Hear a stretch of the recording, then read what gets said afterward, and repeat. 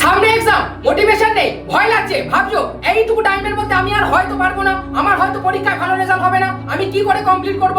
তাহলে তোমাদেরকে আমি একটা কথা বলে রাখি, তোমরা এই সমস্ত চিন্তা মাথা থেকে বাদ দাও। যে সমস্ত নেগেটিভ চিন্তা ভাবনার জন্য তুমি পড়তে বসতে আজকে পারছো না, বা তোমার সেই সমস্ত নেগেটিভ চিন্তা ভাবনা যেটা তোমাকে হয়তো ভবিষ্যৎ এক্সামের জন্য দুর্বল করে তুলছে, তার বদলে তুমি পজিটিভ থিঙ্কিং করো। তুমি ভাবো এখনো আমার হাতে অনেকটা টাইম আছে, একটা মাস টাইম আছে, আমি পারবো। আমি যদি এখনই বই খুলে পড়তে বসি, আমি ঠিক সেই পজিশনে পৌঁছে যাবো, এখানে আমাকে আর রিগ্রেটটা করতে হবে না। তাহলে আর দেরি না করে বই খুলে পড়তে শুরু করো, কারণ তুমি এটুকু জানবে regret is more painful than failure. তুমি যদি সেই দিন গিয়ে রিগ্রেট করো যে আর একটু পড়ে নিলে হয়তো আমি পেরে যেতাম, তখন কিন্তু সেটা সম্ভব নয়। কিন্তু এখনো টাইম আছে, আর দেরি না করে বই খুলে তাড়াতাড়ি পড়তে বসো।